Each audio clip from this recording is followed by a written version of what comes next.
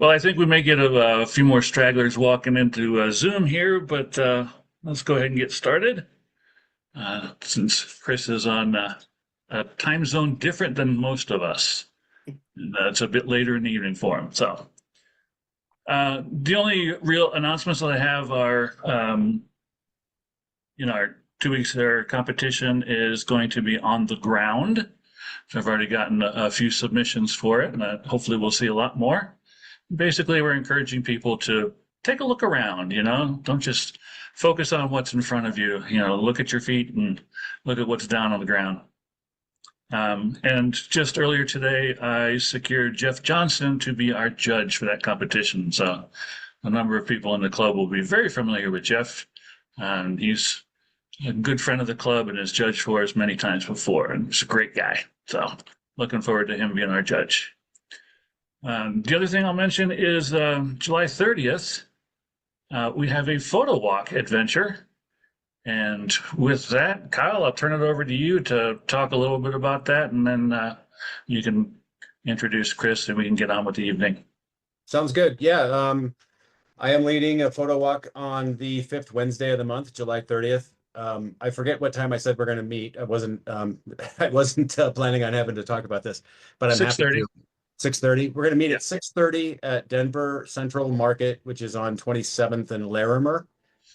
And we're going to spend some time just goofing around down there. For those of you who've been to the Rhino Arts District, you know why that will be fun to shoot.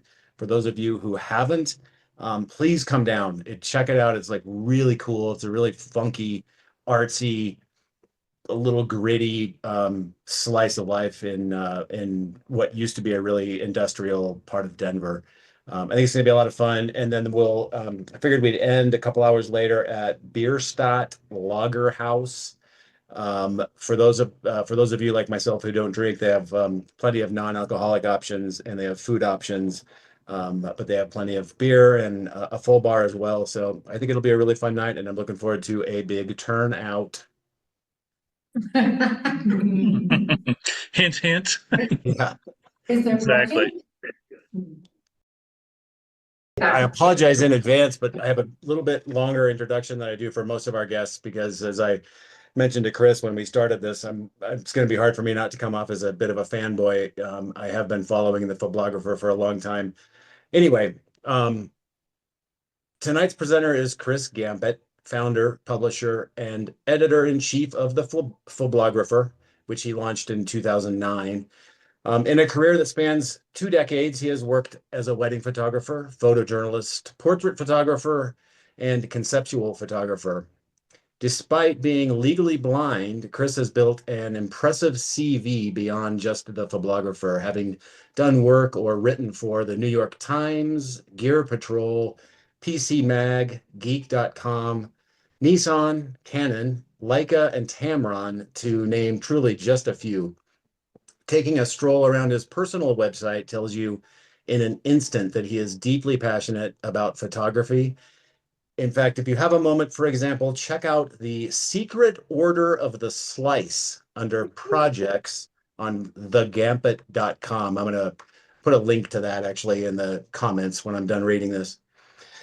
His work at ThePhoblographer is honest, transparent, and direct. He and his team post articles that transcend the usual dance of news and equipment reviews that other sites get by with, by penning articles that actually help people become better photographers.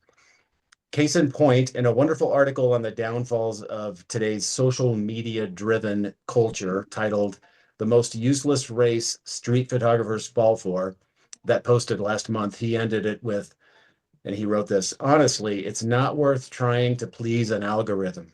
Work to please humans instead."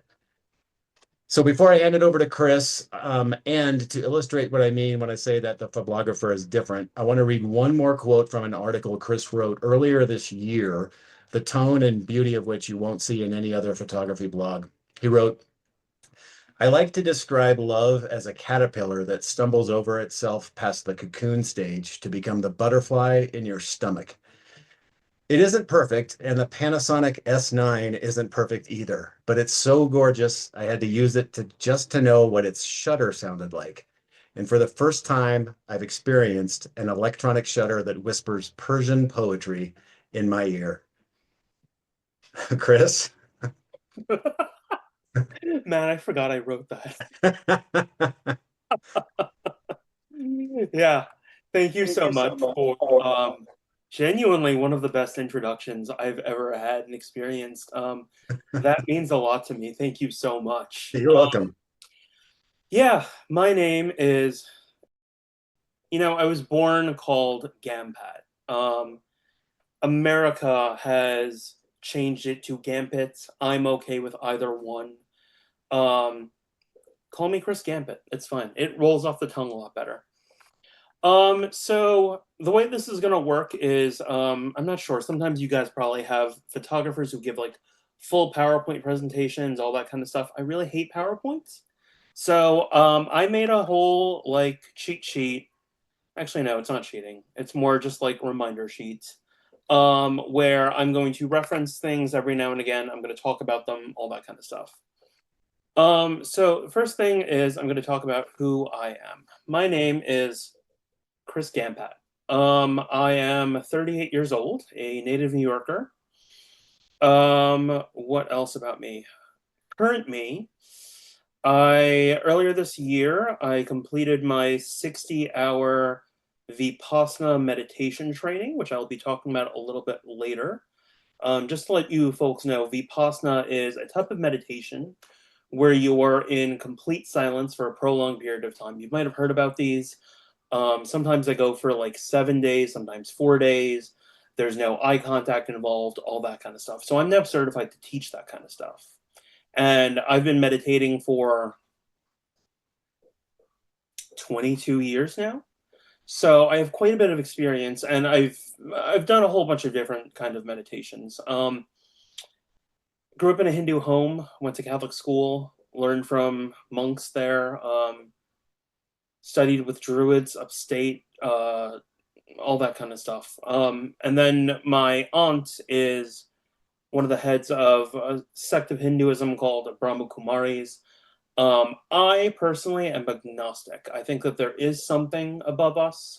I don't know what it is. I think that magic is stuff that science can't explain, and once it's science, then it becomes science. But I do think that all of us, if we don't believe in magic, it can affect our creativity. It can affect our hopes. It can affect mental health. It can affect so many things about that. Who else am I? I do indoor rock climbing. I am formerly obese. I beat that in 2017 through a combination of meditation, working out. Part of that was yoga. Part of it was indoor cycling.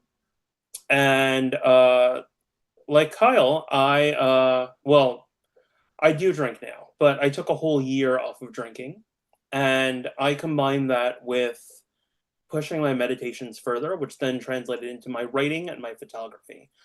I trained for the Guinness World Record in spicy pepper eating many years ago. I can talk a lot about what that's like later on, but it helped me meditate further and then get more in touch with who I am when I write, when I take photographs, holistically throughout life. It was quite the experience. And I, for years after that, did 1 month on of drinking, 1 month off. Part of that was because being Desi, otherwise from the Indian subcontinent, and our people, we were tricked by the British to go to Guyana in South America, work as indentured servants, which weren't paid, and therefore then that means we were slaves. And we all have problems with our hearts.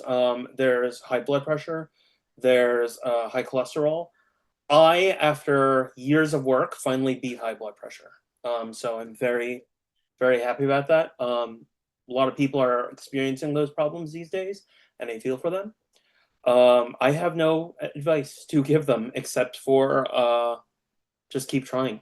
Really, I don't even know what I did. I think part of it was changing how I eat, portions, getting back into cardio through rock climbing and all that kind of stuff.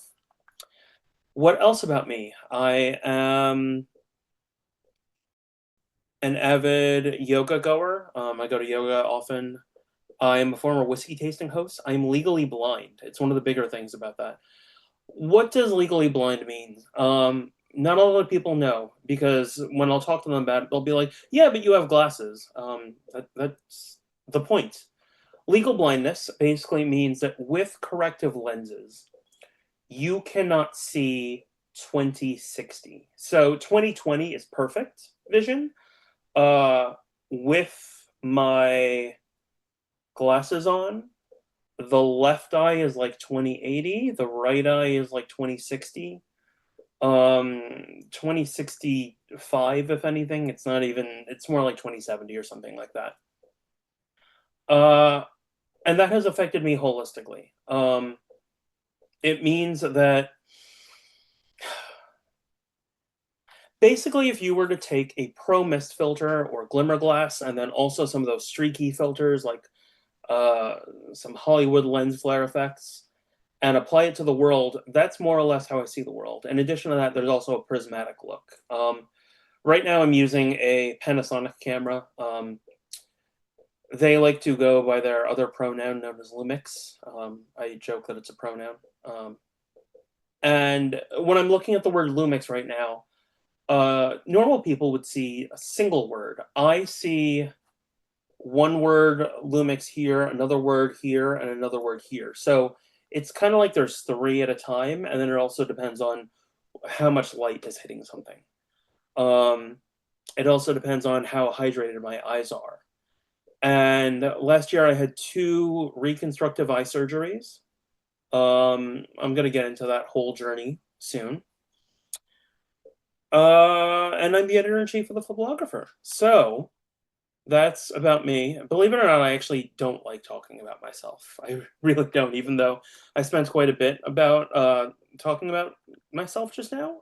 There's a lot to do because I've done a lot of work on myself to become this very well-rounded human. I am single. I do not have kids. My fiance passed away over a decade ago.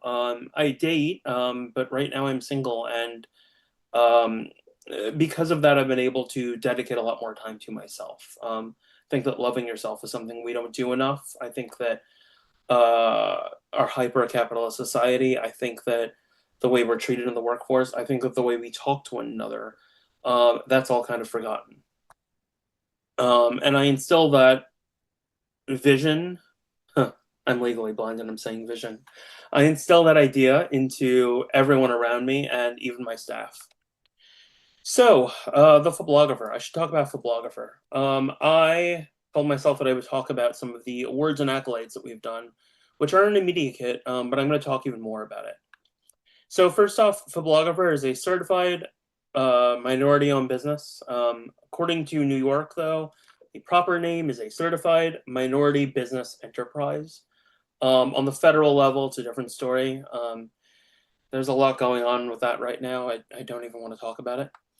The Phoblographer is also the only dedicated photography publication that is part of the Content Authenticity Initiative. This is a program that Adobe started that helps the internet understand what is made by generative AI and what is not. And it's shocking to me that DP Review, all these other publications aren't part of this, but I saw this problem coming years ago, like say 2016 or something like that, and I was trying to sound alarms in different ways, and people weren't really paying attention to me, and now we're here. Women tell me that that's because I'm an Aquarius. We know these things, we try to tell people, no one pays attention to us, and then the world burns, and I'm just like, okay, whatever. But we are the only publication that's dedicated to photography that is part of the Content Authenticity Initiative. So that is reflected in For a while, it was in our arts coverage, interviewing a bunch of photographers, and right now it is mostly reflected in the fact that all of the images that we upload to the site have content authenticity credentials uploaded into them.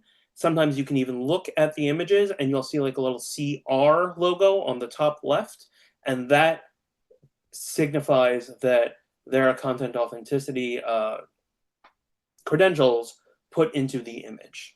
We're very big on it. I am very pro-human. I am very pro don't replace humanity with AI at all times. An Uber driver was telling me the other day that he feels for me and what I do in the industry, because he was talking to some guy from like the financial district, but also in tech. And the guy was like, oh, why would you ever hire a photographer? Why don't you just get AI to do your wedding instead? I'm not kidding. It actually happened. Photographer, we also sell our own presets on our website. We are one of the few publications where, when it comes to testing camera gear, we hold manufacturers very, very accountable to their claims. Fun fact, actually, it's not a very fun fact at all. You probably might have some gear that is, the vernacular is weather sealed. The truth is nothing is actually fully weather sealed. A lens, for example, needs to have air going into it in order to actually like have the elements move. There's resistance instead. Crazy thing.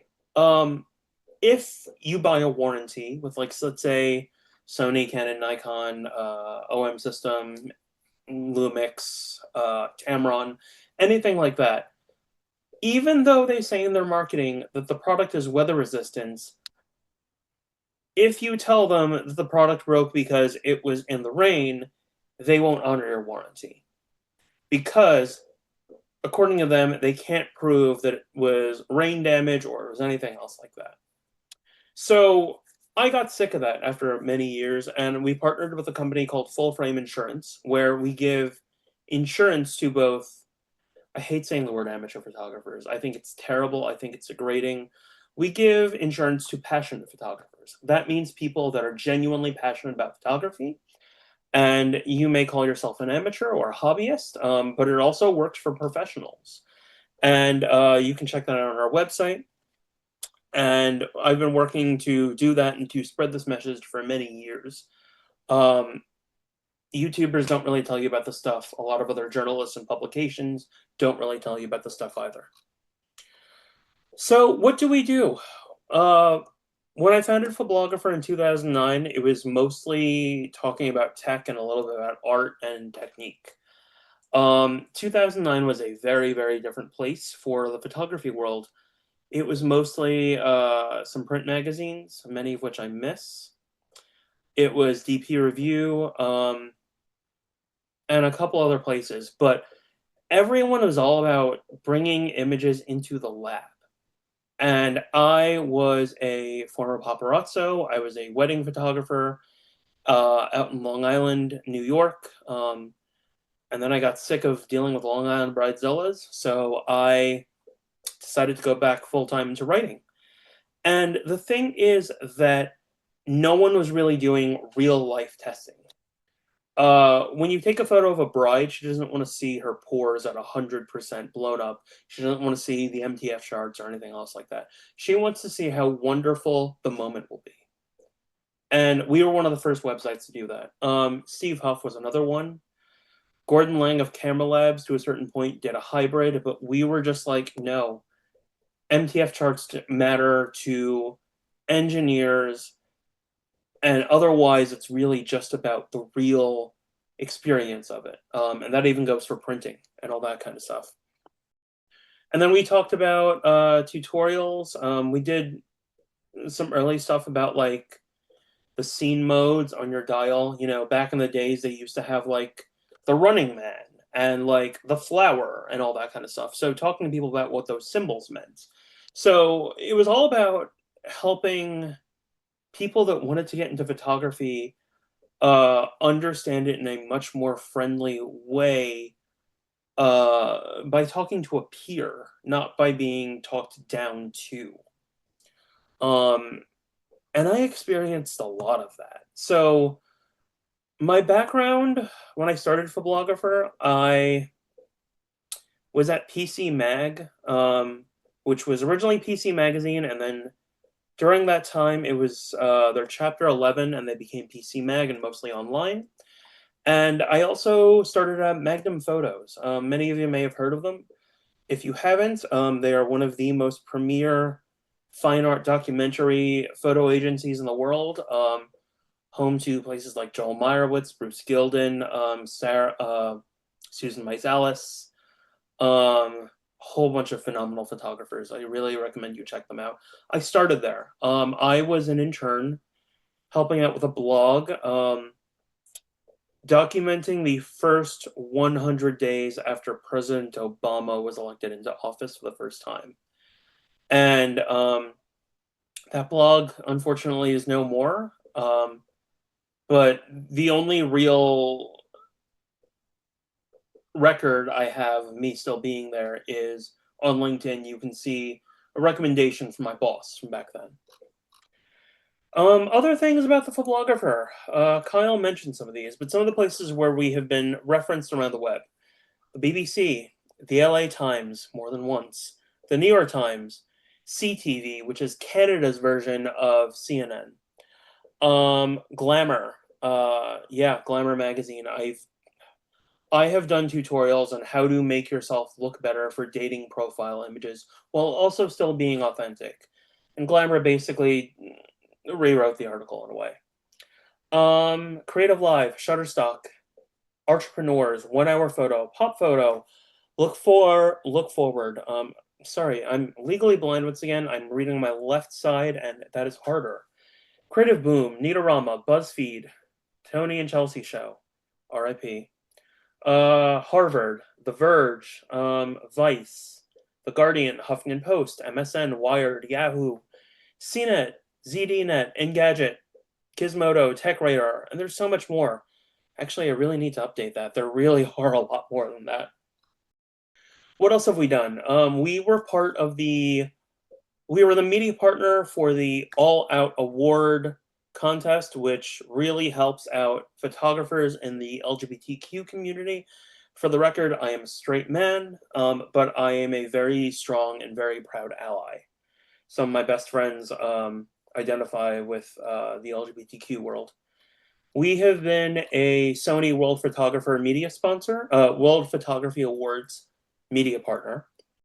We've been named by many other places as one of the best places for photography if you want to learn. We are also, to my knowledge, the only photography website that is accredited. Accredited, some people throw that word around, but I'm going to give you some more authenticity.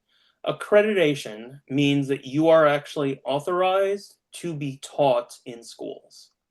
So Photographer is actively used as a resource to teach. Currently, it's Gen Z and Gen Alpha that are in schools. I did that through a bunch of partnerships, through talking to people. It's nice to know that we talk to those people every day. Part of that came because we are very big on Flipboard as well too. Flipboard is used actively as a resource in classrooms. We bring in a lot of people. Right now, we are about 1.4 million page views a month. Our gender makeup, it's around 75% male, 25% women. It really also depends on like the year, depends on like the kind of coverage we're doing, all that kind of stuff. And that is mostly about it about Photographer. Some people think that it's just me. Legally, it is just me.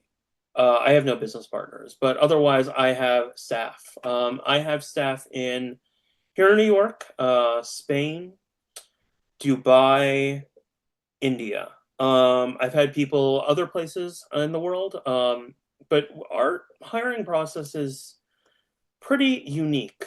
So first off, I work on a lot of diversity initiatives. That doesn't mean, when people think about that, they think, oh, well, that means that he won't hire people with lighter skin. That's not true. I do.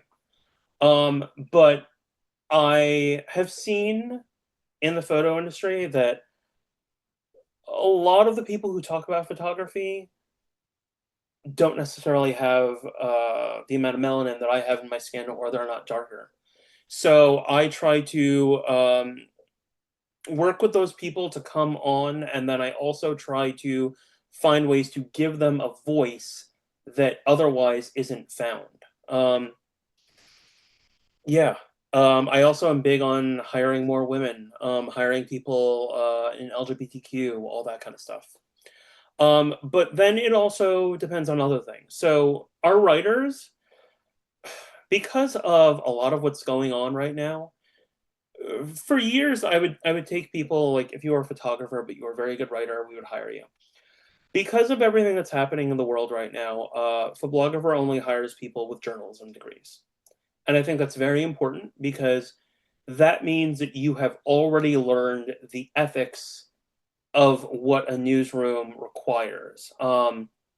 Ethics are a really big thing for us. We have a whole page on our website that talks about our disclaimers, that talks about how we separate sponsored articles from non-sponsored articles. Notice how I didn't say sponsored content, because content is a word that lumps what all of us do, photography and writing, and devalues it for a marketing machine. And I think that we should not be devalued. We are people. We're not generative AI. Content is something that is put on social media feeds and designed to just scroll past. And I think we do more than that. I learned years ago through dating apps that I want to be treated like more than just a swipe. And whether it's going that way, or whether or not it's going this way in an Instagram feed or a TikTok feed or something like that, I want to be treated more than that, better than that, because I deserve it. And I think you guys deserve it. And I think all of us deserve it. So with that said, those are things you can really only learn with a journalism degree and in a newsroom. So in order to work for us, you have to have that. In order to start reviewing cameras for us, it gets more rigorous. So you need to understand Sunny 16. If you ever shot film, you probably know what that is. If you haven't shot film, basically what that means is you look at a scene, and if there's perfectly, like, total sunlight, then with no shadows, then that would be ISO 100, f16, and 1/100th of a second, and that would be perfect metering. Camera meters these days are totally different. Sometimes Canon will meter something different, sometimes Sony will, sometimes it depends on the megapixels, all that kind of stuff. So you need to know that. You also need to be able to handhold a camera without image stabilization and take a photo that is devoid of camera shake for at least 1.5 seconds. If you cannot do that, then you most likely can't work with us.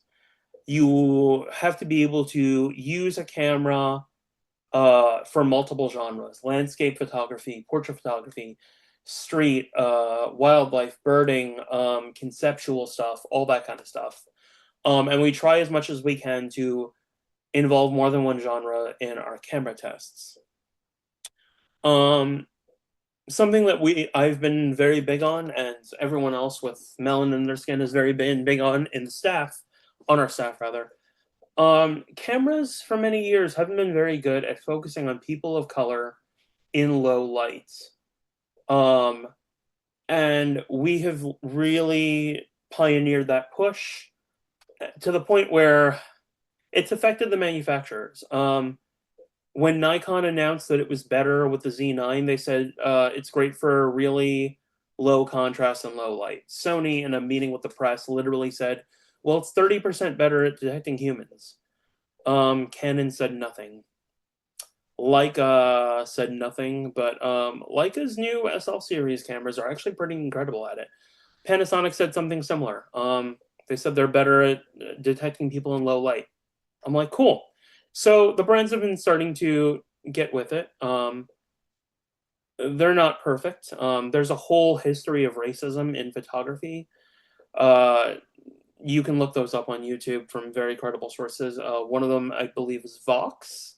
And you can also look at a lot of articles about this. Started with Kodak. It started with the Japanese and not having people my skin color or darker around to test. Okay, that's a lot. We also used to cover a lot of art. We stopped covering art a lot.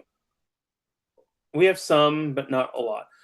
One of the big reasons why is because part of it's page views. I've noticed and learned that photographers really like seeing themselves in the press. They don't necessarily always like seeing their colleagues in the press. Of course, that's a very broad statement that can, that might be different per person. But also, the art world has a lot of problems. One of the big things that I'm actually reporting on that I believe this article is getting published next month. The New York Times has in many ways often done this thing that's quite unethical and actually in the world of journalism. They will pay an artist or someone else for an exclusive first. And yet their public relations reps might tell everyone that, oh, you guys should report on this stuff. And we're often fast to it. We really are.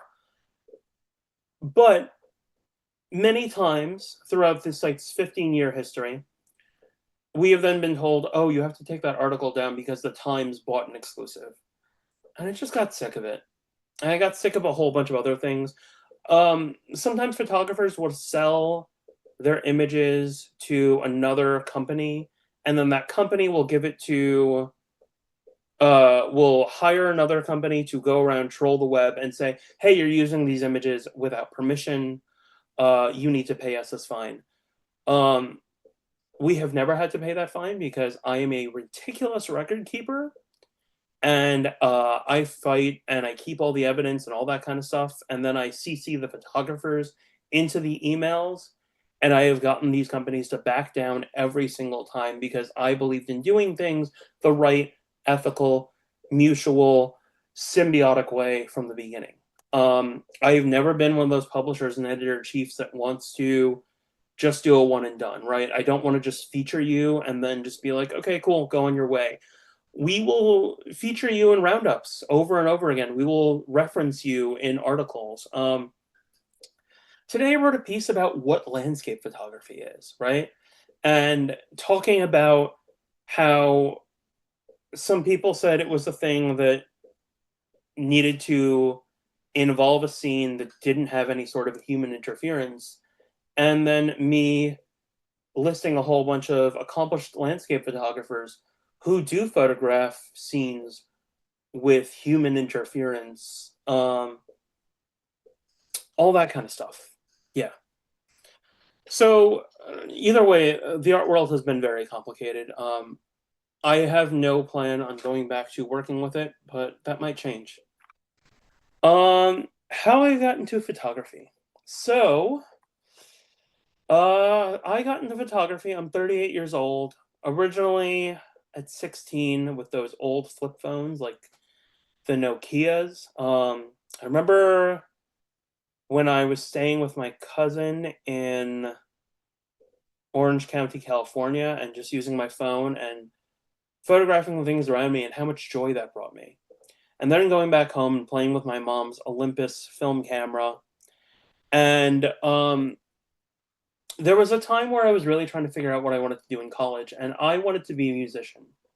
I really did. Or I wanted to be a psychologist. And then in senior year, I took AP Psych, and my parents didn't let me do music anymore.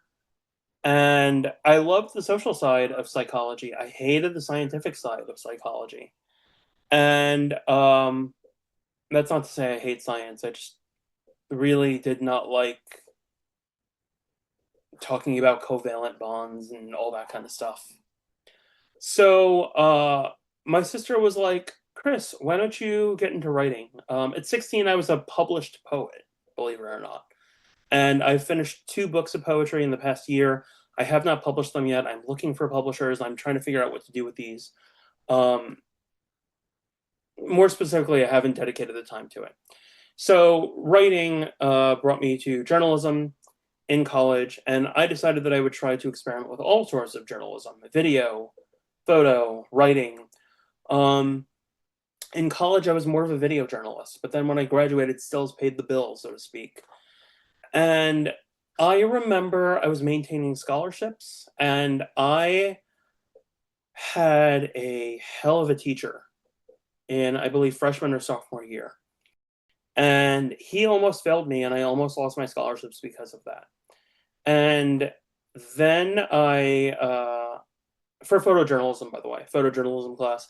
And then I was consumed by this anger. And because I've been meditating since I was 16 years old, I knew how to focus it. So I challenged myself to sell an image to Wired. And I did that before the age of 20. And I showed my Pulitzer-winning professor the invoice. And he was like, well, show me the image. And I did. And this image, he didn't like. He basically called it a piece of shit. And he literally said, well, what do I know? And I went from a D to an A overnight. And at the end of that class, I still had this burning rage in me. And I was like, wow, I'm going to keep shooting. I'm going to keep channeling this. I have always believed in transmuting energy. When you hear sad songs, that's sadness being transmuted into something beautiful. Picasso was great at this, right? Picasso had the blue period, had the rose period. The rose period translated love into these beautiful paintings. The blue period transmuted all the sadness into these very memorable images, paintings rather. So I've always believed that transmutation is something that all artists are very good at. And that's what I did with photography. So I kept doing that, got an internship at PC Mag, got an internship at geek.com, geek.com is gone now, got an internship at Magnum, did everything right, genuinely did everything right. By the time I graduated, I had 5 internships under my belt.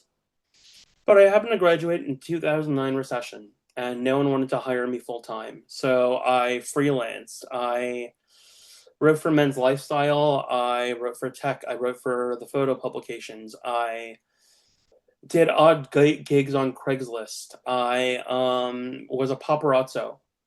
I was a wedding photographer for Long Island Bridezillas, and then got really sick of their mothers and their other people spilling drinks on my camera and on my clothing and all that kind of stuff. It was good money though. It was great money. Jeez. And then I decided I was pretty depressed. I lived in a household with a very abusive mother, mentally, physically, all that kind of stuff. And I remember on New Year's Eve, or right around that time, I told myself that I would create a website that would take care of me and other people later on.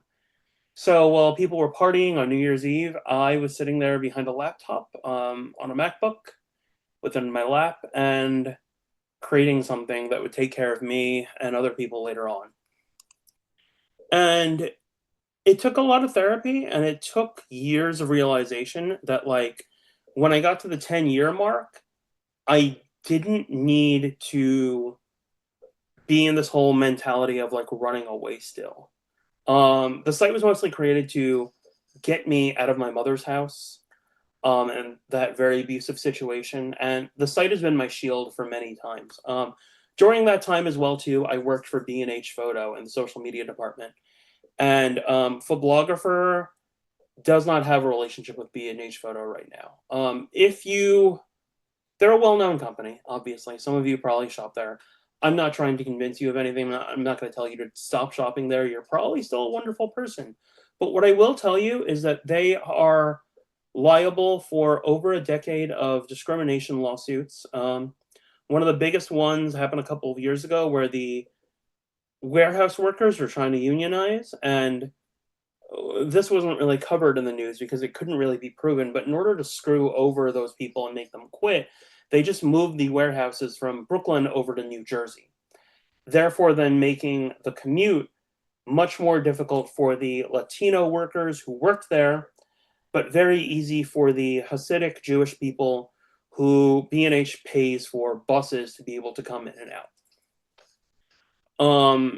They've had massive discrimination against women, against people of color. We don't work with them anymore. But I did work there for, I think it was 2.5 years, and I planned my escape. I saved up enough money in order to, if I wanted to take 2 years off as a vacation, I could, but I threw myself face first into running Photographer and being a freelancer and still writing for other websites. I was writing for, I think it was called Digital Camera Review. I forgot what it was called.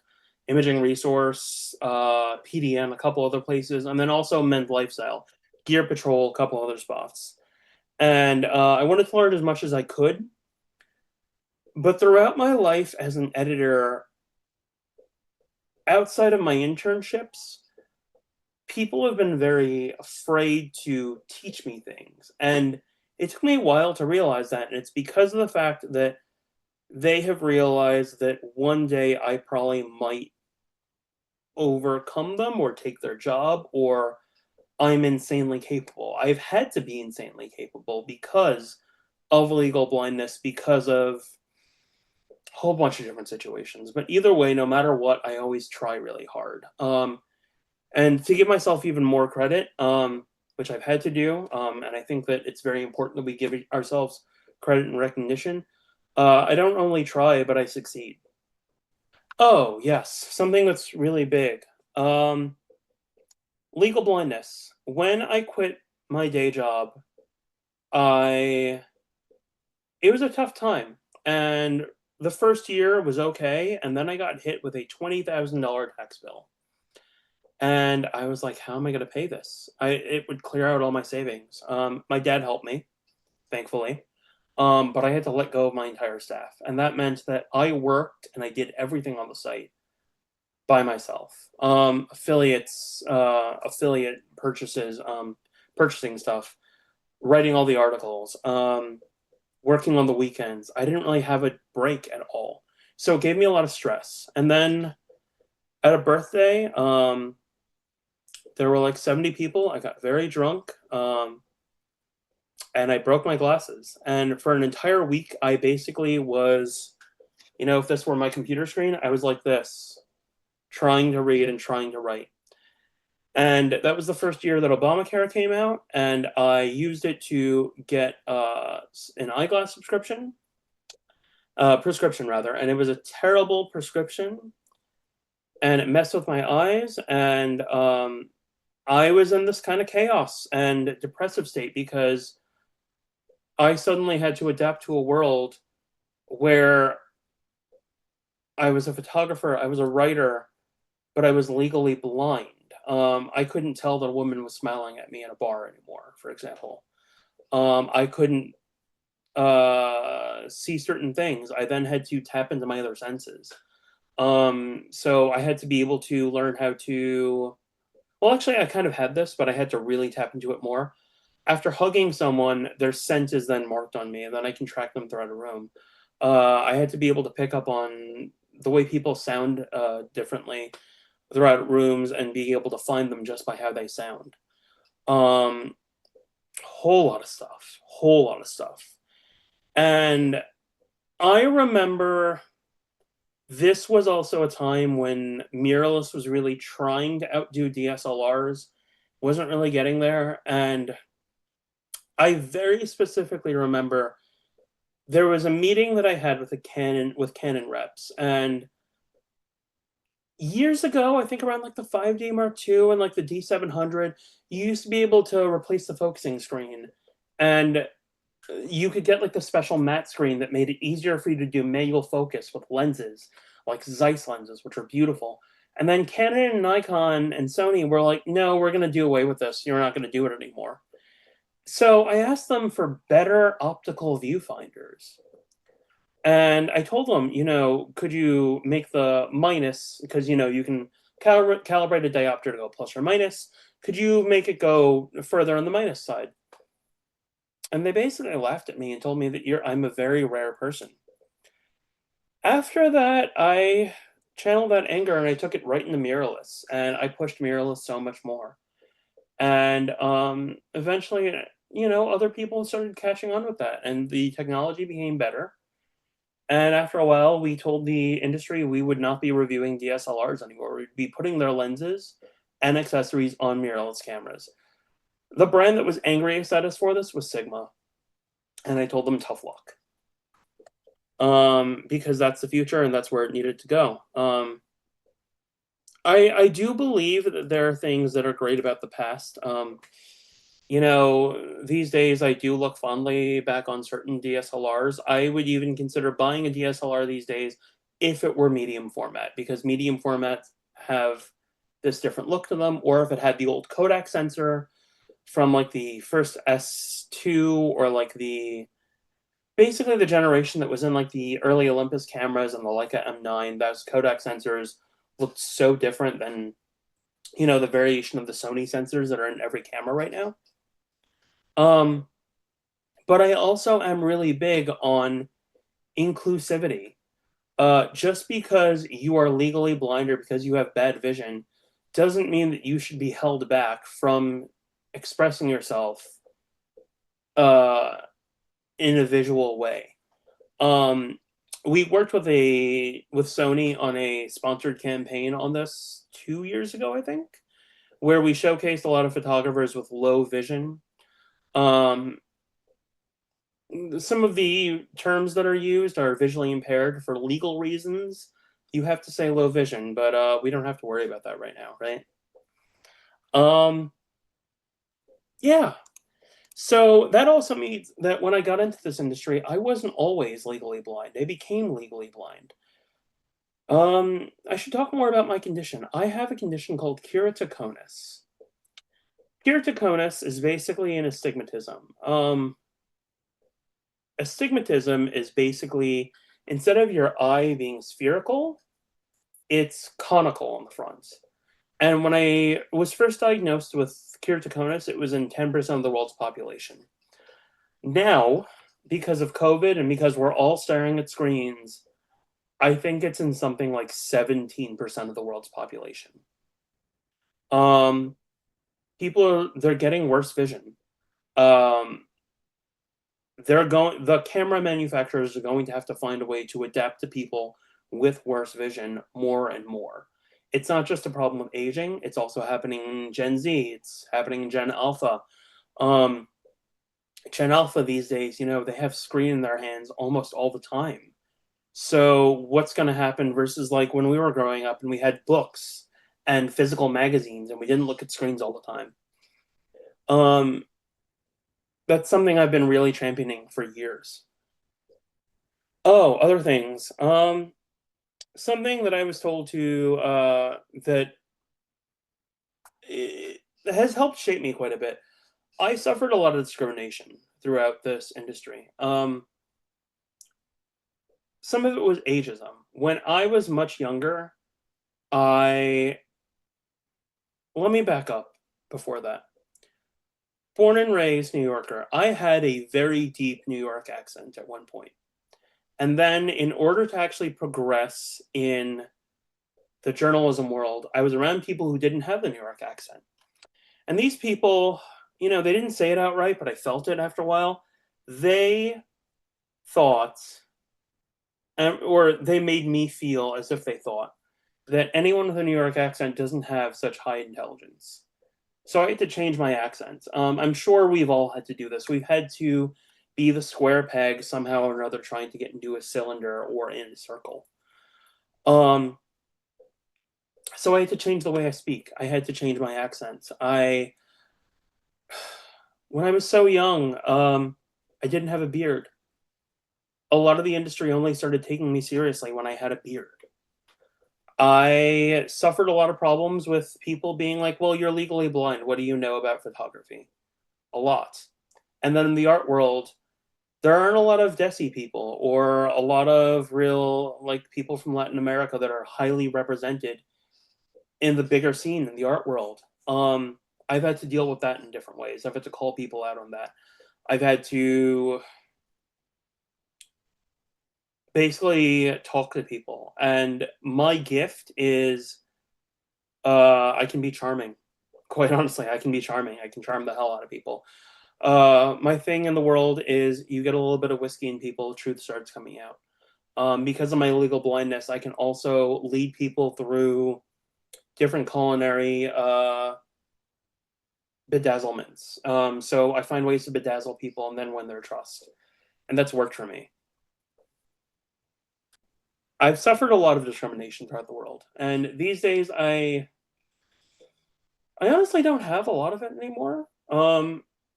Partially because of the fact that I've gotten to a place where I'm very well accomplished in my career.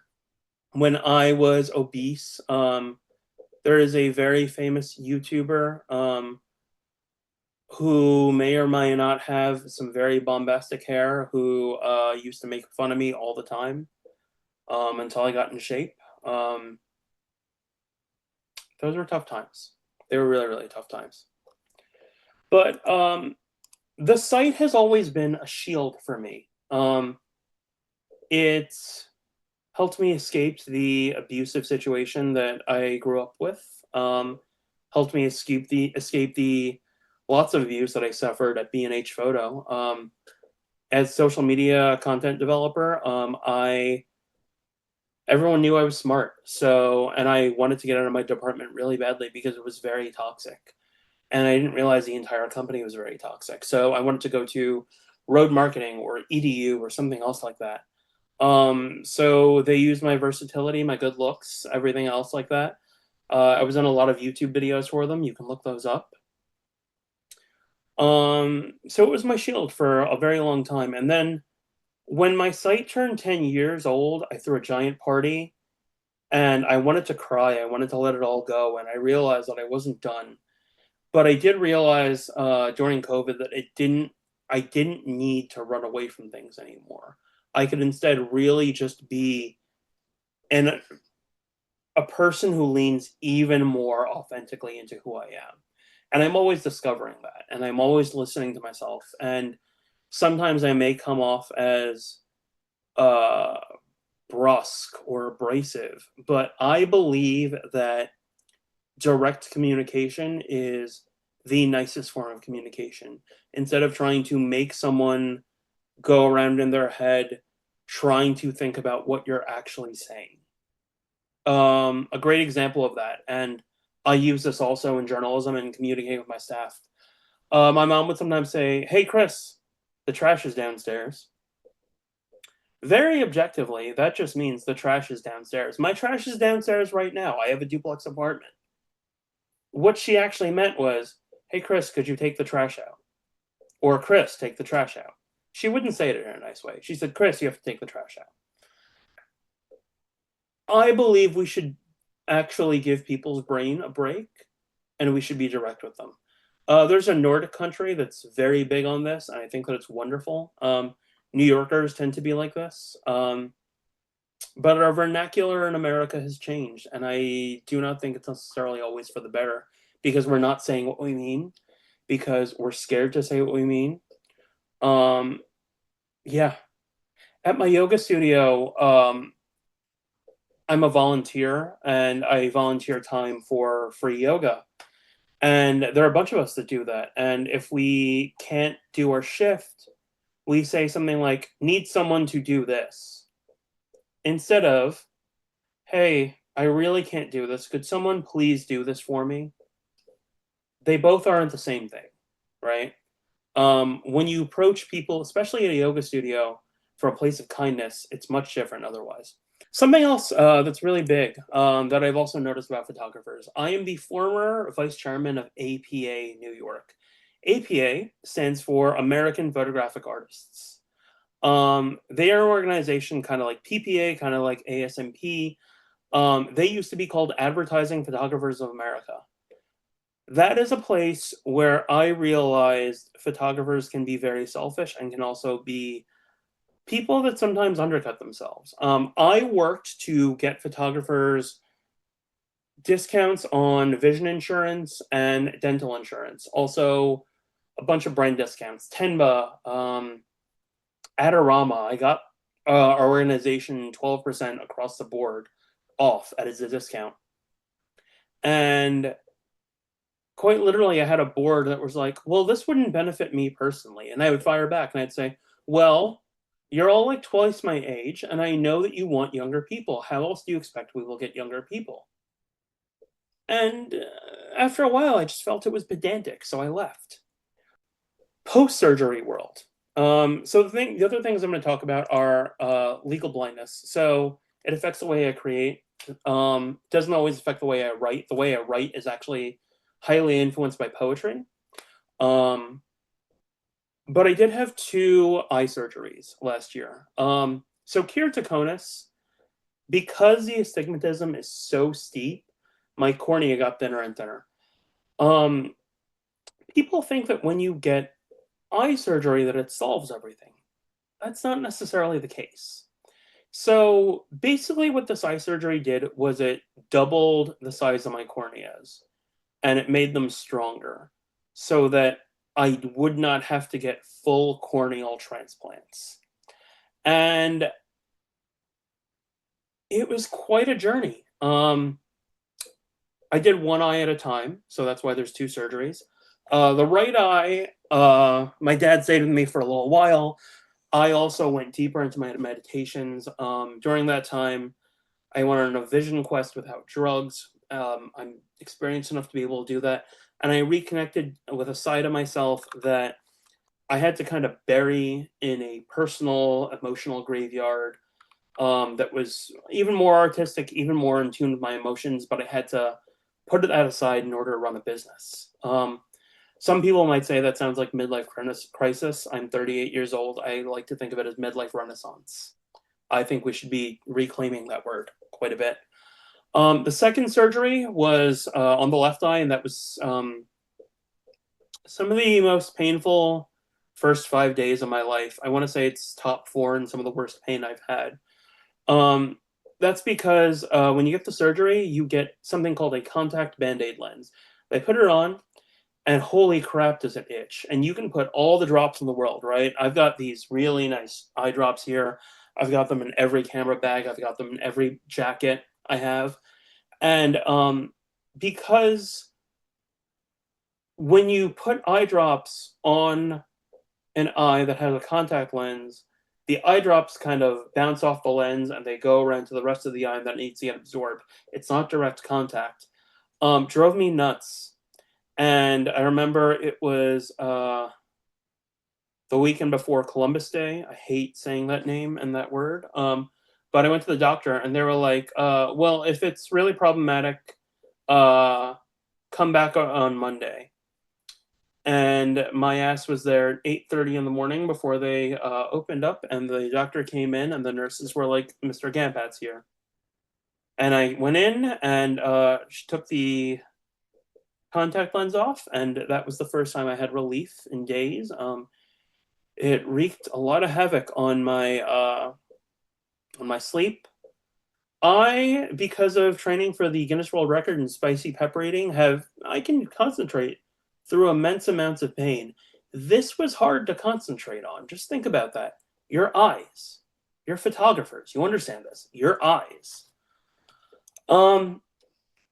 So that also has meant that because my eyes are more stable, I can have special contact lenses made for me.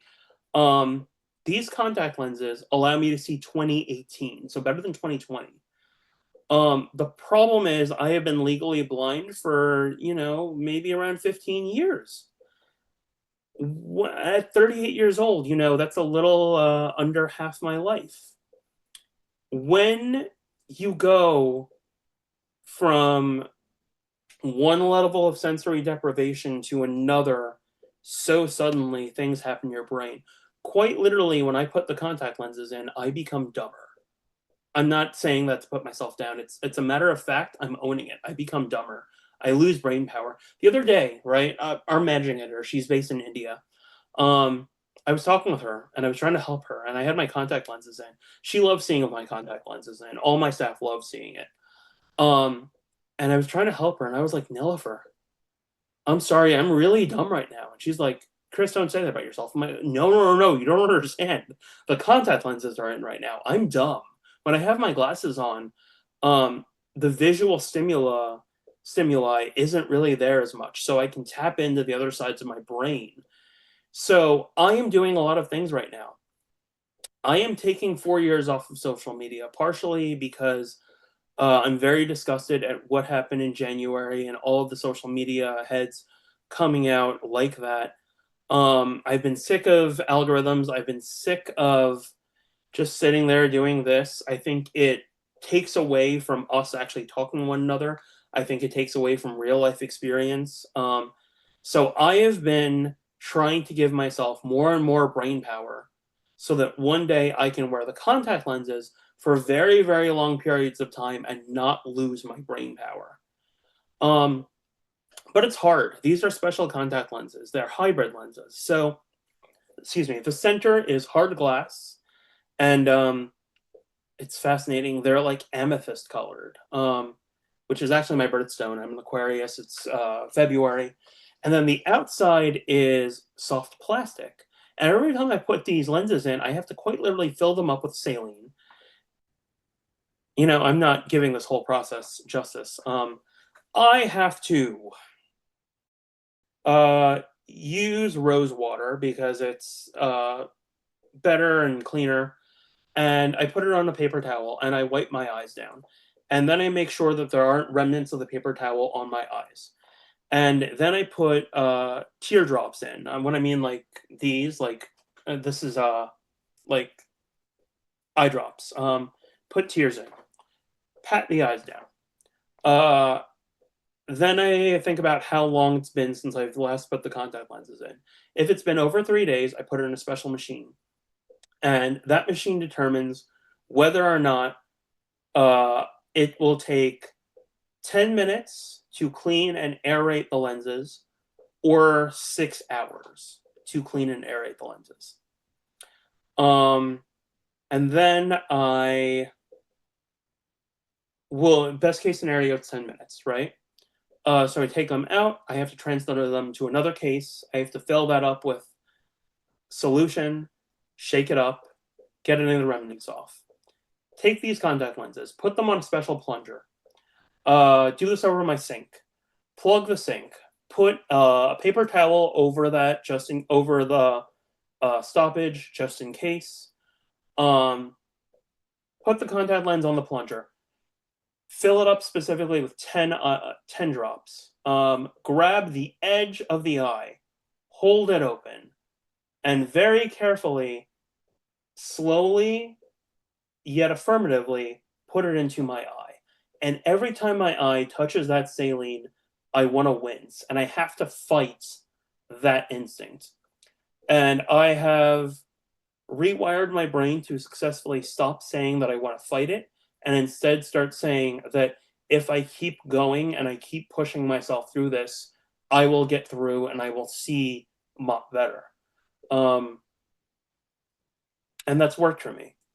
Sometimes I can wear them for only 3 hours. The longest I have been able to wear them without needing to change them or needing to take them out and refill them with liquid is 7 hours and 13 minutes. Everyone tells me that's a very specific number. And that's because every second that I get, I feel is a personal victory. And it's important to me. And I have been doing a lot of other things with my creativity because of that. So Part of it is, we're in this generation of this world of generative AI. So I have been doing a lot of things to create both photos and text that AI cannot generate or understand. And part of that is in-camera motion. A lot of the paid work I do involves going to foodie events and photographing people quite literally shoving meat or something else like that in their face. But I will sometimes use a glimmer glass, or I will use prisms to make it look like there's a lot of motion or something like that. It's very unique work. You can see it on my website, thegampat.com. I'm also on Visco. I don't consider Visco to be social media. If anything, it's a community. I pop in, I get out. I'm on in and out like less than 3 minutes, probably even less than 2 minutes. You can see my work there. But then also, I'm really big on writing in a completely different way, in a way that I don't want ChatGPT or anything else to understand. So I'm going to bring up an example of this. Years ago, Sigma used to get really angry at us because we would call their lenses mammoth, and they are mammoth. But then I started channeling that. I'm going to read you a specific part of my recent Tamron 16 to 30 millimeter f2.8 review. If Sigma is all about going in on image quality, Tamron is all about going in on performance. With that said, this lens is pretty close to being a Sony G Master lens, but it's nowhere as mammoth sized. I'm pretty sure that if you ask ChatGPT if Sony G Master zoom lenses and Sigma art lenses are comparable to the size of a mammoth, it would reference some reviews you find on the web. Those written by moi and those written by our staff. That is purposely written in a way that throws off generative AI. I have bots installed on the site that block these AI bots from scraping our website. We're constantly playing interference. The worst is ByteDance or BitDance, the company that owns TikTok, that constantly tries to scrape our website. But sometimes these bots get through, and I'm not poisoning this. I am making it more human so that they can't necessarily understand. So, the intent is maybe someone types in, how big is a Sigma art lens? And then it'll be like, according to the Phoblographer, it's the size of a mammoth. I like to troll that way. But I've also done other things, right? Like, there's the whole digicam trend going on right now. So the digifilm camera, which is something that we published on the 2nd of July, I'm going to read my first paragraph. While most photographers pray at the altars of a single camera brand and take to the internet to participate in their own crusade for control of the holy market, I've always been a polycamerous type of shooter. And the new Digifilm camera is fulfilling a need that other camera brands don't want to provide to me, and I refuse to not have my needs met. The Digifilm camera is giving me a small, portable, cheap, and fun way to shoot photos that isn't a phone, a big compact camera, or an interchangeable lens camera. If you call it a gimmick, I very kindly suggest that you check your jealousy at the door and stop belittling something like this. There's a big reason why folks love little digicams, and just because they're a trend now, it shouldn't take away from your joy of enjoying and using your own gear. I'm big on that. It also translates through to a lot of my photography. I have friends and buddies that are still in the tech world. I'm a former Reddit meetup host and organizer here for New York. I broke off and then I founded the Art Brooklyn meetups. I'm not in Brooklyn anymore. I'm in Queens. And I met up with one of the former organizers, and he's still in tech. And we did a pizza crawl, and then there was a tech meetup afterwards for New York Tech Week. And I remember showing a lot of my more artistic images to a bunch of tech bros and being like, well, I'm trying to create images that generative AI can't understand. So I showed them some of these images, and I'm like, well, how would you describe this? And they described it in one way or another. And I know a lot of the more intricate things about that. And I was like, well, if you type that into some sort of imaging AI type of thing, it wouldn't understand or give you exactly what you're looking at. And they're like, well, how do you do it? And I said, if I told you, then I'd be giving away my secrets, and I'd be giving away what my authenticity and everything that makes me unique. And we as photographers have to become more and more unique. We have to do a lot more than just snapping photos. I was talking about this with one of my best friends. He's a former National Geographic photographer, and I'm legally blind again, but cameras with bird detection and wildlife detection have been able to make it so that anyone can become a bird photographer. But we're just taking photos of birds sitting there on porches, on branches. There's a lot more that can be involved with that. And we need to be more human, and we need to get beyond just the simple things. The same thing happened with portraits years ago, right? The same thing happened with landscape photography. I remember when Trey Ratcliffe got big into HDR photography, and that happened way before that with Ansel Adams and all the plates and all that kind of stuff. The last thing that I will talk about before I'm gonna answer any questions, and I can be around for as long as you folks need. I am now getting into this whole world where I am embracing the idea of meditation with photography. Some people say that when they do photography, it's a kind of meditation, but I have a certification in Vipassana meditation. I quite literally a couple hours ago bought the URL for Photo Asana, or some people might say asana. The original Sanskrit word is asana. So it's called Photo Asana. I will be building another business around that. It's basically going to be workshops where we spend some time. Let's say there's 7 days in the workshop, right? And let's say it's targeted to street photographers or landscape photographers or cityscape photographers or fine art photographers. The first 2 days, you will be able to talk, you'll be able to use your devices and all that kind of stuff. The middle days, you will be in total silence. You will not be able to talk to anyone. You will not be able to have your mobile devices or computers or anything else like that. All smart devices are going away. And it's going to be you. You're not going to be able to make eye contact with anyone else. You're going to have to be really in. And you're going to have to be in complete silence for a couple of days. And what that does is it puts your mind into the state of deep rest and deep concentration.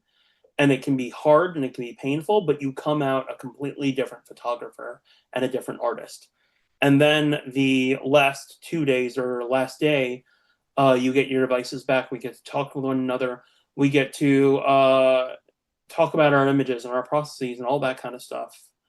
I've been planning this for a while. I have a business partner in Zurich, and a lot of people don't want to come to America right now. So we're planning one in Vienna. I'm planning another one separately, possibly here in New York. Might be for street photography, might be for fine art, might be for in-camera movement, all that kind of stuff. I'm not sure yet. But I want photographers and humans to be even more human. And the way that I feel that we can do that is by pushing all these distractions aside. I'm wearing 2 watches. Apple Watch helped me beat obesity, but it also can be a distraction. Social media can be a distraction. Email can be a distraction.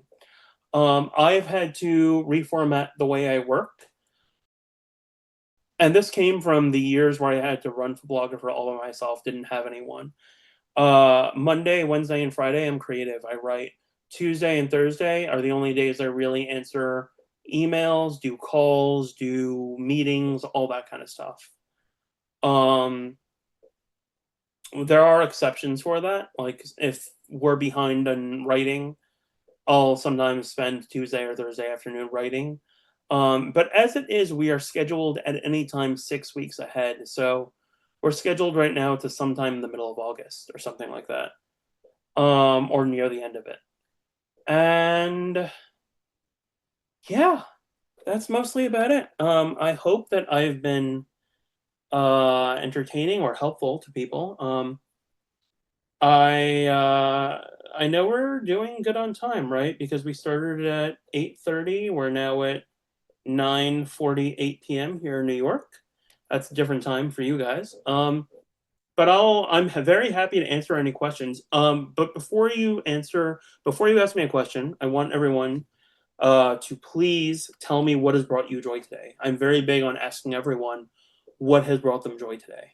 So please tell me what's brought you joy today, and then please ask me a question or give commentary or whatever you'd like. I already told you what brought me joy today earlier, so I'm going to skip that for a second. But I think that you have I have a much better sense of where you're writing from, like where I don't know how to put this, but like when I've read a lot of articles on the Photographer, and like a recent article that you talked about how autofocus hasn't really improved since 2017, and I read that kind of in agreement, but you I'm having a hard time articulating this, but you have been through a lot and had to put up with a lot of things personally, that you have a relationship with photography that I think is really unique, and I appreciate that. It really shows. And just yeah, I I wasn't sure what to expect from your talk, and I really appreciate you taking time. And I think it's been really fascinating. Thank you. That means a lot to me. Yeah. Yeah. Anybody else have questions? I'm sure some people. Oh, I also have talked a couple of photographers out of suicide in the past year because they are losing their vision.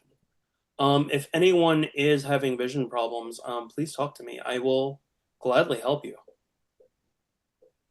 That's wonderful. I have a question. Huh? Can you hear me? Oh, sorry, Yeah, I didn't hear you. absolutely. What's brought you joy today? My name's Erin, and taking my dog for a walk brought me joy today. And my question is with regard to your Guinness Book chili pepper eating aspirations. Yeah. I was thinking as you were talking about how you feel dumb when you put your contacts in, about how people talk about how when you heighten one sense, others dull, and when other senses are dulled, other senses sharpen. And I got to wondering if you have tested out whether you can eat more peppers with your contacts in. No, I haven't. No, I haven't. Huh. I'm kind of tempted to do this now. The other day I hosted a barbecue and I had my contacts in for a large portion of the barbecue, and I put some Carolina Reaper sauce in my burger, and I could take it with no problems. So more about that story. The guy who owns the record, his name is Joey Chestnuts. Probably saw him in the news recently. He also is very big for winning the Nathan's Hot Dog Eating Championship. But he's 6 times my size this way and this way. And I was like, how can I beat this dude? And I can't. So I changed my record to 15 shots of the world's hottest hot sauce and then meditating in complete silence for 5 minutes. And I did it. But the problem is that Guinness World Records is the nonprofit division of Guinness, like Guinness Beer. And I had to raise $60,000. I couldn't raise $60,000. If I did, I would probably take you up on that just for funsies right now. But yeah, I'm just to try and see. Yeah. And by fun, I mean miserable. I cleaned my garage today where I could get my truck back in and my wife's vehicle, and that gave me some joy. It's been a few weeks of a messy garage and got it cleaned up. I can so relate. Like my office right now, like you see some boxes right there. Those boxes have come in recently, and I just cleaned my office, and I could see like the floor again, and I could put a yoga mat down, and I could meditate. And now I'm just like, oh crap, there are more boxes with more gears to review. One of them even came shrink wrapped. It's a camera bag. I'm like, why are you shrink wrapping a camera bag? That's my way of saying I relate. Cleanliness can be really nice. Yeah, for sure. Yeah. I have a question that has to do with the review world, the equipment review world. Do you, I mean, you guys are very forward on your website about, not, you're not going to give special treatment to, you're going to be really honest in your review, and I appreciate that. Do you piss off manufacturers? All the time. Yeah. All the time, especially me. Let's go down the list. Canon. Canon doesn't like that I have called them out on the R5 II about not being able to autofocus on people of color in low light. I tested this during Halloween, during a parade out in the street, and couldn't find people. I live right next to one of the most diverse neighborhoods in the world, Jackson Heights. And it's combined with like stuff like Day of the Dead and all that kind of stuff. But I couldn't find people with my skin color and a little bit darker, with like, I want to say like, what's right after sunset? It's dusk. No, twilight. Yes, like right around twilight lighting. Couldn't find them. Nikon. I currently pissed them off because I found a problem with the Nikon ZF that no one else has found. The Nikon ZF, it's that retro type camera. Yeah. Cannot do high speed sync with ProPhoto transmitters, even though ProPhoto is the industry standard for flash. And it's because of the way their dial works. And I was talking about it with my rep, and he was like, no, it's working. And then he showed me a video. And I'm like, cool, show me what the images look like. He's like, they're a little dark. And I said, well, that's because the flash isn't registering.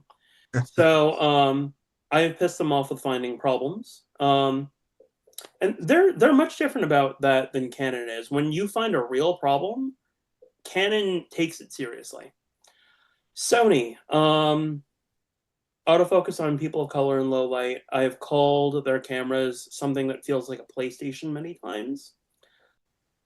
We also recently called them out in, actually, I think that piece gets published tomorrow.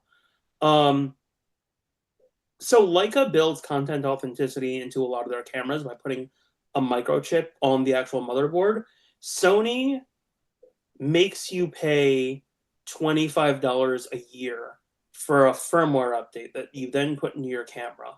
And you have to keep paying that money for that license. And if you stop paying it, we're not sure of whether or not the content authenticity sticks with the images or not that have been created with that camera. So they're not very happy with us right now. Pentax Ricoh. Pentax, anything you say about Pentax, that's bad to them, they get very touchy about. Sigma, same thing. Tamron, Tamron takes our feedback with a lot of consideration. They used to get more pissed off with us ever since they cleaned themselves up and ever since Sony partially bought them. We haven't really had a lot of complaints about them. Lumix, Panasonic. I complain. Everything that I've complained about, they've actually fixed, believe it or not. One of the big things was I wanted multiple exposure back in their cameras. I've wanted other things that help me create images in camera instead of needing to go to post-production and then letting like Adobe or Capture One see what I'm doing. And they incorporated that into their cameras. Olympus, otherwise known as OM System. My biggest problem with them has been high ISO noise and autofocus. They've mostly fixed those. High ISO noise, in an interview I did with their reps recently, their customers really just want more resolution. And I think Petapixel published an article about how they're trying to do that with AI or something like that right now. Yeah, I also genuinely also feel like manufacturers mistreat Micro Four Thirds and APS-C. They really only make it for content creators and real photographers. The real photography advantages come with when you go to medium format and full frame. And the reason why manufacturers are doing that is because it's just easier for them to do it in terms of profits. Then there's other manufacturers. There's all these Chinese companies popping up that are doing like small point and shoots and all that kind of stuff. They're actually pretty friendly about that kind of stuff. A camera that's bringing me a lot of joy right now, this little thing, it's called the Rito Pan. So it's 35mm film camera, but it goes between panoramic and 35mm with a switch of a little switch. And it looks like a disposable camera, and it's very fun, and brings me a hell of a lot of joy. I'm still reviewing it right now. But these folks are really nice. Some of them film manufacturers, because we can sometimes be critical of their film, and they can't control us the way that they control YouTubers and social media influencers. They sometimes get pissed at us, so sometimes they might cut us off of an announcement or something like that. A brand that I have a lot of big beef with right now is Peak Design. Some of them was because of the way that they have designed products. Another one has been because I like to call them sometimes the wolf that cries boy. They have said, oh, Amazon is ripping off of our product and they're creating it for cheaper. But they did the same thing to a bunch of other camera brands and manufacturers. They also were a big supporter of Unsplash for years. Unsplash, I was warning photographers about it for years. Now it's been one of the biggest things to train AI models on imagery. We've also been investigating them for a very long time of pretty credible evidence that we heard that they were using child labor in their factories. We have a little bit of that, not enough to actually make it into bigger, more substantial proof into an article. I've talked about this with their public relations reps, and they haven't gotten back to us. Another big story that we're following, because of everything that's happening in the Middle East, and fundamentalist religions, there are women who are not allowed to practice photography at all because it's seen as an art form. And because of everything that's happening in the Middle East, those people have been spread out of there and gone to places like London, Paris, France, Italy, Michigan, London, Ontario. So that culture has then spread to other parts of the world, and the children are now growing up in different places, and they're in this conflict world where photography is banned for women, but they're in this other space in this other country, and it's not banned for them there. So we've been following the story for 5 years, and it's part of it has been about getting trust. Part of it has been about trying to collect it all into a specific place, collect all the information in a way that makes sense to tell. Yeah, that's aside from the manufacturers, but that just had me thinking about like some more long-term pieces that we were working on. I think if we're not publishing it tomorrow, we published it today. A story about how young men are experiencing a lot of body dysmorphia because of AI image apps, which is really, really important. Yeah. So the answer is yes. Manufacturers get pissed at us. And it's my job to tell them otherwise. I've had death threats against me. I have death threats against me every year. Some of them from fanboys, some of them from not manufacturers, but manufacturers have tried to hurt us in other ways. That's one of the reasons why I have also removed comments from ThePhoblographer. Yeah. I hope that answers your question. Yeah, definitely. I appreciate you. Kudos to you for, keeping your scruples about you and not caving to them. That's great. Yeah. Honestly, like at 38, I didn't think I would live to be this old. I'm not even kidding you. Like when I first started in this, like I would get death threats. My fiance would get death threats because of me. I didn't think I'd live to be this old. And now I'm sitting here and I'm like, maybe I'll make it to like 65. Maybe I'll make it to 80. Maybe I'll want to one day retire and go somewhere in Europe and find a cave and make beard oil or something like that. I don't know. That's great. I have a question. Let's bring you joy first. So First, something that brought me joy today was a photograph of the newest addition to our family, a great nephew, Josiah. Nice. Congratulations. And my question is, Chris, thank you for sharing your story with us. Is there a specific photograph that you've taken that gives you overwhelming joy? And if so, can you share it with us tonight? You know, it's fascinating. Photography, because of my job, has to be something that just has happened so quickly. What has been giving me a lot of joy? There's a couple. Can I give you a couple? Yes. Okay, cool. In-camera paintings. This photo gave me a hell of a lot of joy. So you remember earlier on I was talking to tech bros and showing them these images and then asking them to describe it. And they were like, well, this is like a beach town. And I'm like, cool. If you gave that prompt to AI, it would not create this. Because they forget about the fact that it's an image designed to look like an impressionist painting. And because of everything that's happening in the art world these days and arts education, they don't have that knowledge to be able to talk about images like that.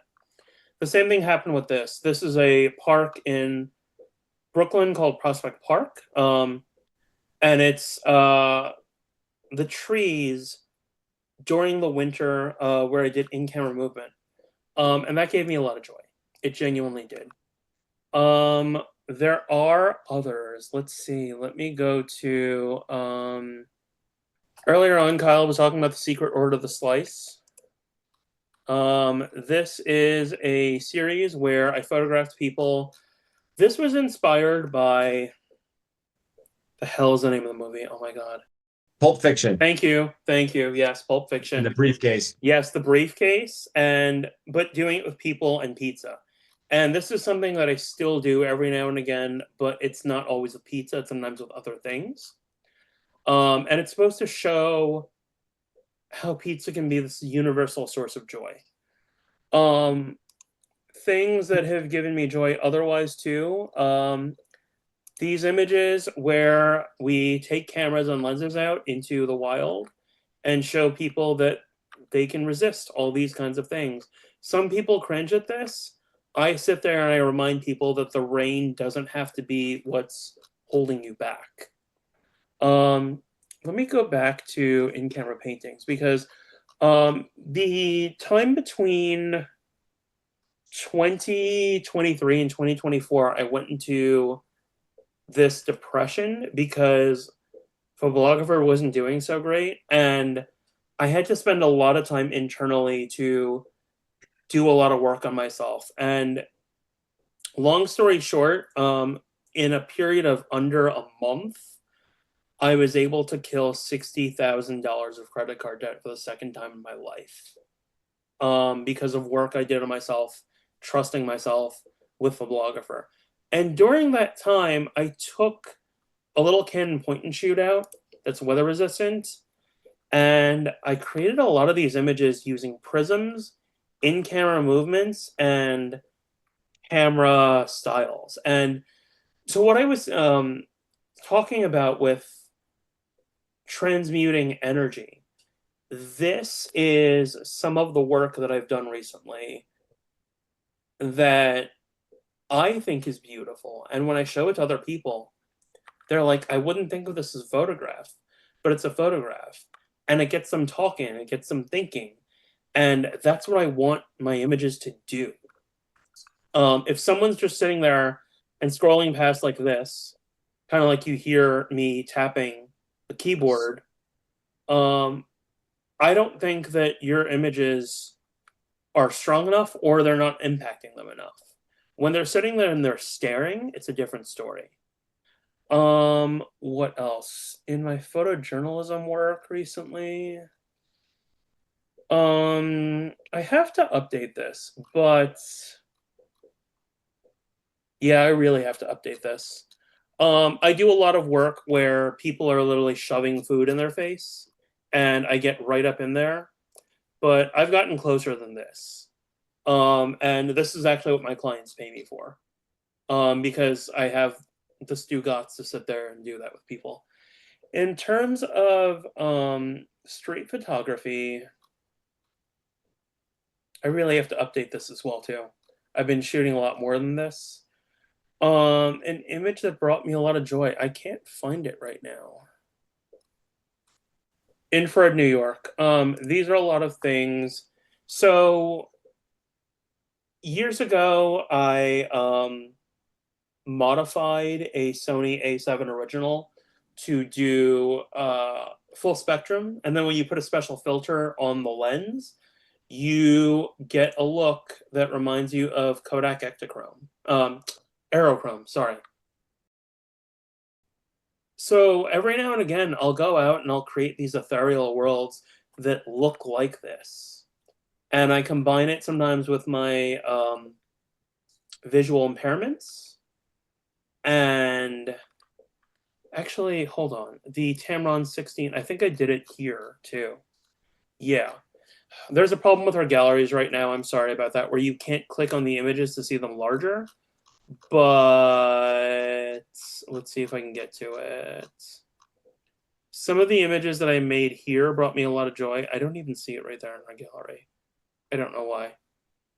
Probably because it's with another lens that hasn't been announced yet. I apologize about that. But doing infrared stuff like this also brings me a lot of joy because, again, it's a world where it's not something that you would expect to see. And one of the ways that I think that we have to get people to pay attention to our work more is to present them with stuff that they don't always expect. And when they don't expect that, their brain then kind of like is like, what the hell's going on? And they sit there and they stare and they become very intrigued, and they're interested and they want to know more. These images whisper to people in a way that they then want to know more. Does that make sense? I hope it does. Yes. Cool. That's a long answer. I hope it was helpful. I'm going to stop sharing my screen. Thank you for asking me that question, actually. It really made me think. I wasn't expecting to have to answer that, but it makes a lot of sense. My grandson this morning, he's Down syndrome and he's just a real happy kid. And so I appreciate being around him because he gives me joy. Love that for you. And so my question is, what's your favorite genre of photography? My favorite genre right now is probably in-camera movements, which would then mean kind of like fine art. But fine art can be such a big thing, right? If you were to look at the traditional genres, I'm mostly a people person. So I would say right now it's events because I'm an extrovert, and I can work people with events to get images that look really wonderful. So I would say event work. But otherwise, it's been like conceptual portraiture. I love street photography, and I love doing it in a way that looks completely different than what other people are doing right now.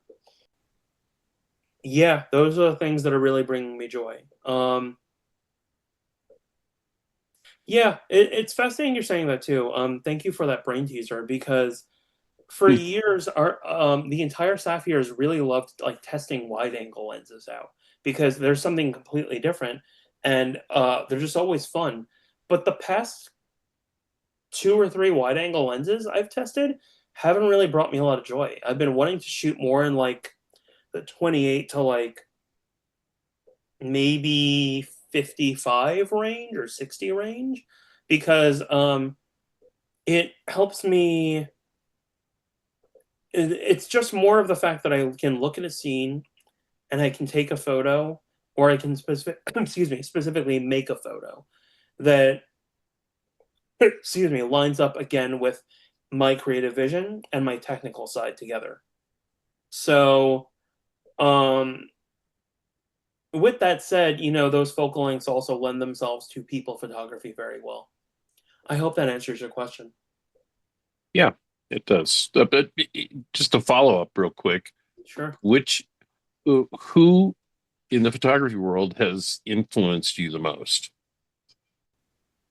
In terms of portraiture, I would say, oh my God, I'm forgetting his name. Mark Seliger. Absolutely, Mark Seliger. In terms of street photography, Jamel Shabazz. I have a great relationship with Jamel Shabazz to the point where I call him Uncle Jamel. In terms of in-camera movements, there aren't. I started doing that at a Nikon press trip because a landscape photographer showed me it, and his name was Wes Pitts. And then I started applying that to everything else because I was like, wait a second, that's how I see the world. And then I started putting filters on and all that kind of stuff. So in terms of like the stuff that I do where I apply my specific creative vision and my specific the way I see the world, there aren't many people that are majorly talked about that have that. If anything, I've been the one to give them a platform. One of the ones that I really love talking about, her name is Olga Karlovac. I'll share my screen once again. So her images, this is considered proper street photography, but at the same time, it's also like completely unique. So these galleries work because they're a different kind of gallery. But we've had to do some work where we've been more inclusive to give like descriptions of the images and captions and all that kind of stuff. So this kind of stuff kind of looks like a charcoal drawing, and it's completely unique. This kind of street photography and this kind of stuff applied to any other kind of photography, this is what's really bringing me a lot of joy these days and what I really like. And then trying to do some experimental processes. You know, I feel like analog photography and film photography, there was a lot more that you could do in camera and in the darkroom that can't necessarily still always be done digitally in Lightroom or Photoshop or Capture One. And that even comes down to the printing process, right? We interviewed a photographer who shot film and then printed the images, and then when she was printing the images, she did it in the darkroom, and she used actual gold sprinkles to show that these images were from a time where she thought they were like her golden years, right? If you were trying to purvey that digitally, it would be incredibly hard because it's mixed media. That kind of stuff is bringing me a lot of joy. I hope that answers your question. Yes, it does. Thanks. Yeah. Thanks. Yeah. I hope it's also giving you ideas. I think that we think about photography as something that's a way just like looking at screens, but it should be more than that. And prints, you know, trying to convince people that photography as art has always been a struggle for us because partially the barrier to entry is so low. But we can turn our prints into mixed media. And I think that's very important for us right now because it helps to connect us with our work more and then helps people to understand that photography can be more than just like shooting something with your phone or something like that. Cool. Any other questions? I've loved this so far, by the way. Well, and we love all the stuff that you've shared with us this evening and telling us the story of how you got to the place that you are right now. The thing that brought me joy today was simply getting outside and feeling the sun on my face. That was a wonderful thing. Yeah. My question for you would be, you've mentioned yoga and meditation a couple times. How do you find that meditation like enhances or helps you with photographic creativity? Great question. So there are two sides to meditation. There's whole vision quests, and sometimes in my vision quests, I will connect to other parts of my emotions, and I will then learn how to translate those emotions into either words or into photos better, because I go into these vision quests and I have these surreal thoughts, and I then put these into images. And part of that has been me studying photographer Daido Moriyama, another one who's had a lot of influence on me, who has said that the photograph is an imperfect way of capturing reality, and it's not reality. So if that's the case, then why not just go all in on making it something that's not always reality? And there's a lot to unpack with that too, right? Because in the photojournalism world, you have to be as authentic as possible. But in the other side of meditation, there is the full quiet that comes when you learn how to sit up just right. You know, sometimes they tell you you should be sitting up like this, and you should be imagining that there is a string at the top of your head pulling you, but that's not sustainable. And you know, as someone who's, you know, had heart issues, I can tell you that that's not always good for breathing. It's not always good for your back. It's not always something that you can hold for a really long time. So what I learned years ago in high school when I was taking singing classes is you can sit completely straight, or you can be sitting completely straight, but still be relaxed. So, you know, you straighten your spine and then you just kind of relax it down and you let the spinal column kind of compress itself. And when you do that and you adjust yourself in the right way, you can then breathe in a way that doesn't make your heart palpitate too much, and you can relax. And when you relax into that, you then experience kind of nothing. That in the beginning, you sometimes feel not connected to the world. And you're like, what's going on? It can be really scary. And then you realize after a while, no, I'm just actually meditating and I'm in the state of nothingness and I'm just with myself. And some people are really scared to be with themselves. And when you're not, you recharge. And when you recharge, you then become more enlightened and more inspired to want to creatively express yourself. So that is a form of recharging your own creativity. In the Vipassana world, where it comes to the full meditation of silence and not making eye contact or anything else like that, or you're looking at devices, or and being very mindful about how you eat and how you drink and all that kind of stuff, which I plan to do in my workshops, you then become all about doing the automatic things that are needed for survival and then otherwise just shooting with a camera. And when you do that, you talk to yourself in a different way and you learn how to just be silent, and you learn how to be more in touch with your emotions. And maybe it's frustration, and maybe you find a way to subtly channel that frustration into your images that you hate in the moment, but I guarantee you months from then you look back on the moment with fondness and you're like, damn, I did a good job. Where can I go from there?